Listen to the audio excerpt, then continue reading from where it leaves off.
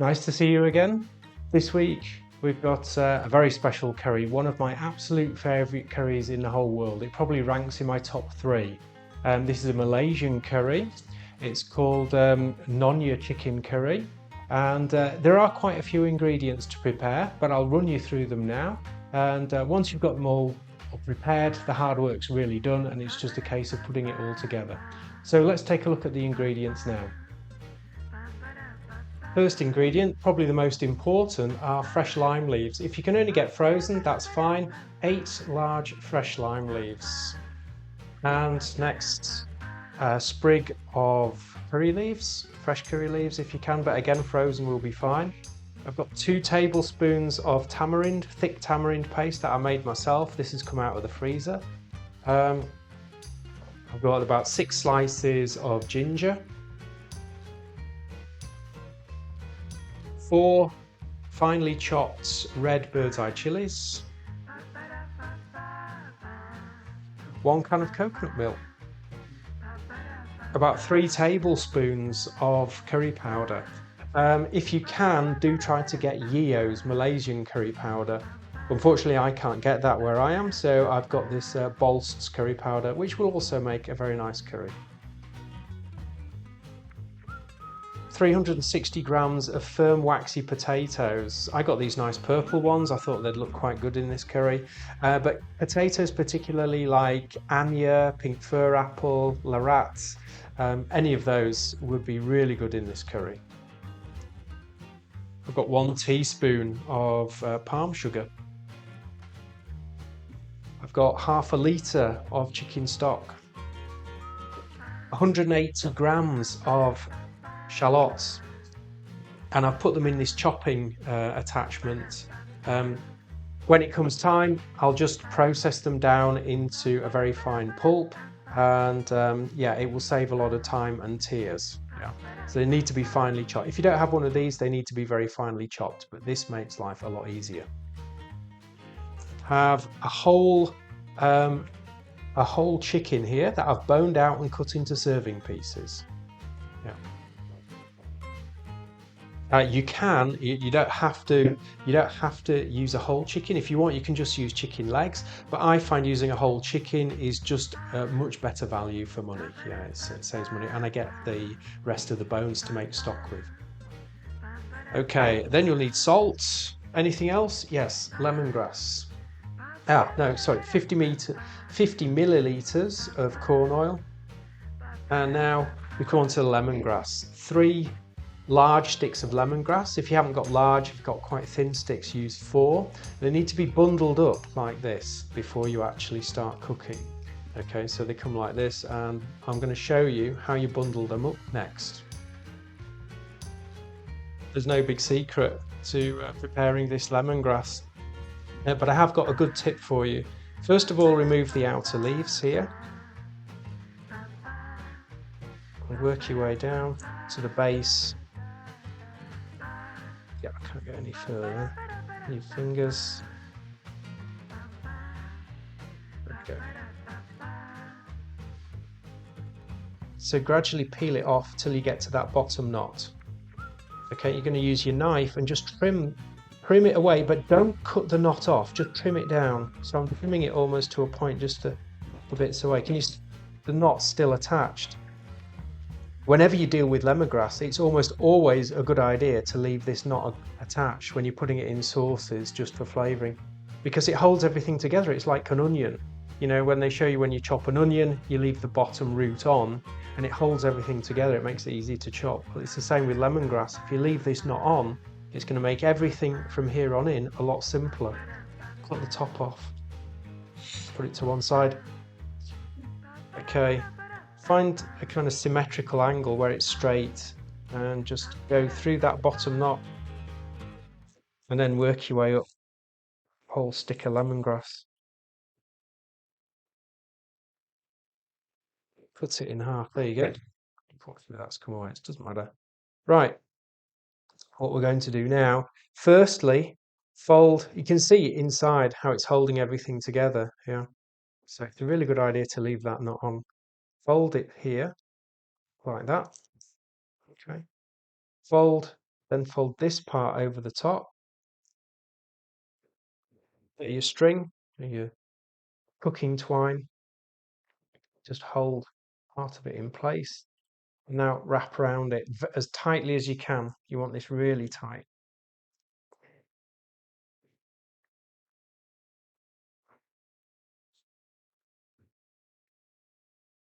Okay, that will do the trick. You can use your knife. Just trim that down to size. This is the trick. If you've got someone to help you in the kitchen tie this off, then it will be a lot easier. But otherwise, it's just a straightforward reef knot. Remember, should know that, right over left and through. I use my teeth here. There we go. And then left over right. And that's how it's done. Yeah, not too big, not too hard at all. Just use a knife. Trim your leftover bits of twine down. Yeah. And I can throw that there, ready to go. Before we actually cook with our chicken, we're going to just rub some curry powder into it. And we're going to rub in 1.5 tablespoons.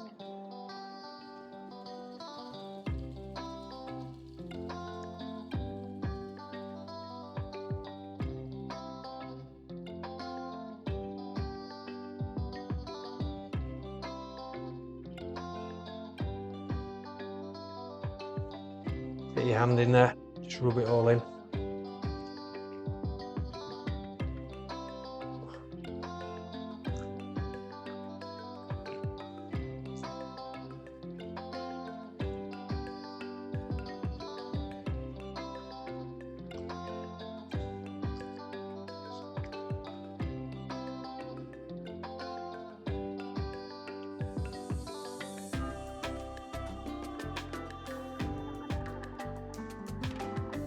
There you go. I like to use the old non-stick wok for this, as I use it for most things, but it is particularly good for making this curry. It's getting nice and warm now, so I'm going to put my 50 millilitres of corn oil in there.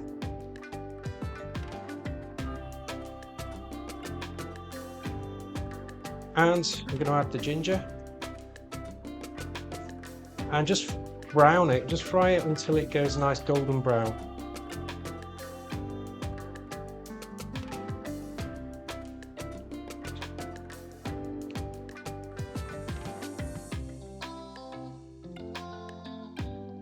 Just keep turning them and checking them.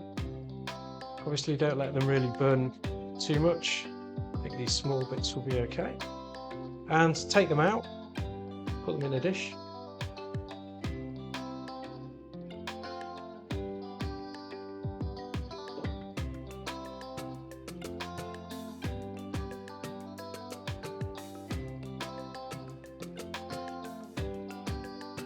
Okay, they've browned up. The oil's getting really hot now. So what I'm going to do is I'm going to add my potatoes.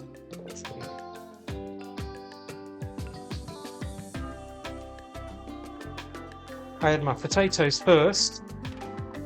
Let them cool the oil down.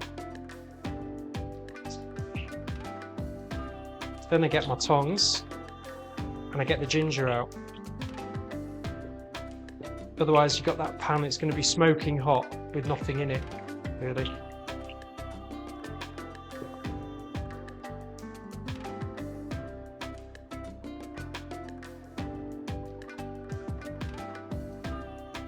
There you go, nice little ginger chip there, reserved in a dish. We're going to do to the potatoes just what we did to the ginger. And just brown it off nicely.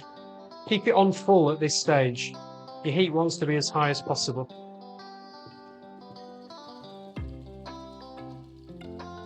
The ones in the middle are cooking a bit quicker than the ones around the outside. So as they brown up the way I want them, I then remove them and put them into a bowl. Okay, we're getting to the end. I'm going to take them all out now. And again, just like the ginger, I'm going to set them to one side.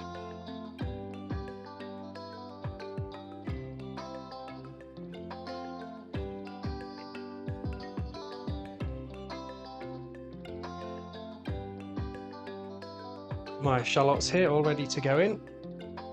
First, I'm going to put the chilies.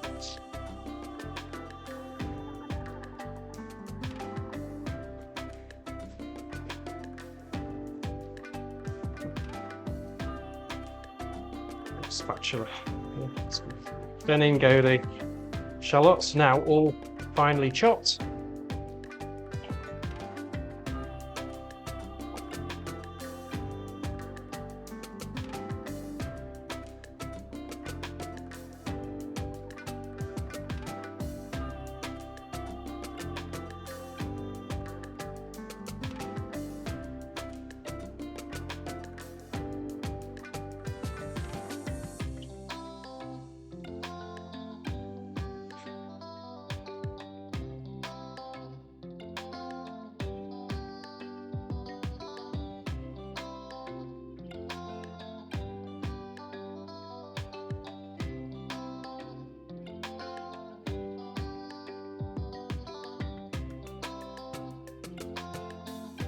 Just cook the shallots until they're starting to go brown at the edges.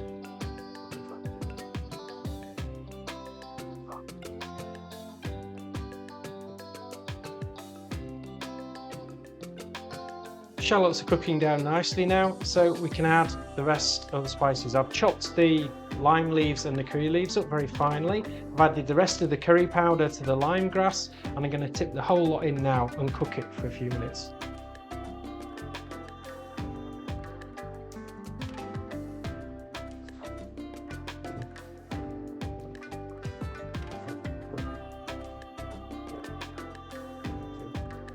It's starting to smell really lovely as this spice mixture. We can add the chicken now.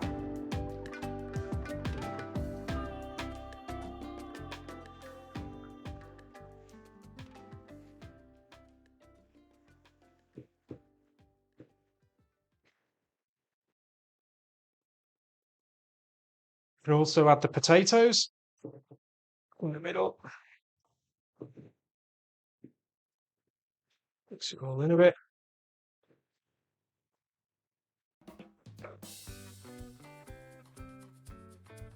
And I'm going to add the ginger that we crisped up before and let that cook. People can choose to eat it or leave it on the side if they don't like it, but I think it adds nicely to the flavour to leave it in there. And of course, half a litre of chicken stock.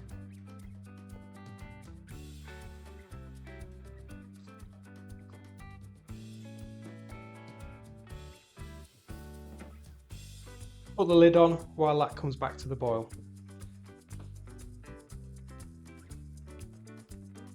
While we're waiting for it to heat up, we can add our salt now. About 2 teaspoons of salt.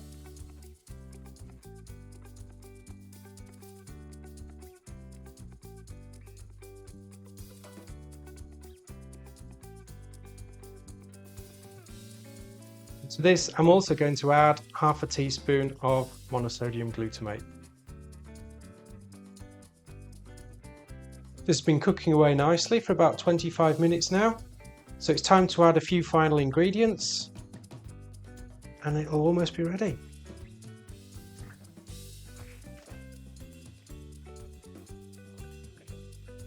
Going to add our teaspoon of palm sugar.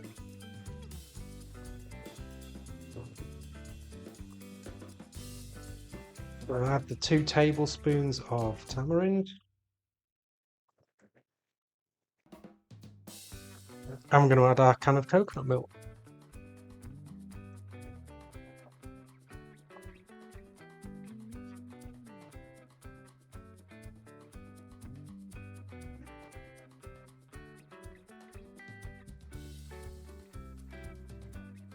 Wow, that's nice thick coconut milk. Whenever I buy it, I always look for a high percentage of coconut flesh. Always look on the ingredients and you want the highest percentage. Well, I always go for the highest percentage of coconut flesh that I possibly can. And you get really nice thick coconut milk that way. Stir it in. Turn the heat up for a bit. I'm just going to let it simmer down for about 10 minutes.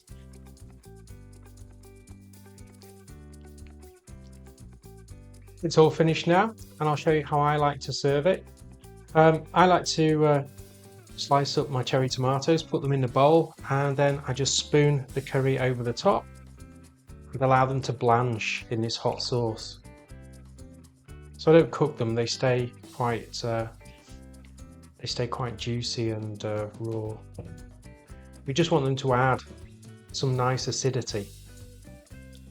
Get some bits of potato here. There we go.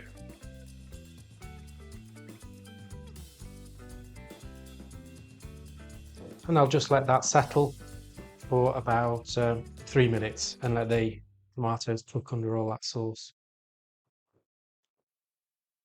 And for the taste test, I really can't overemphasize how delicious this curry is. It really is one of the best curries you'll ever eat. I'm sure when you try it, you'll agree. So please do give this recipe a go. It's just heavenly.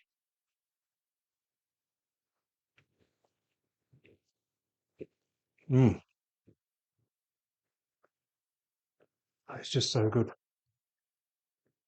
You might think adding raw tomato seems a bit odd, but the acidity really helps. It's such a beautiful combination of acidity, a little bit of sweetness, citrusy, yeah, sourness. It's just fantastic.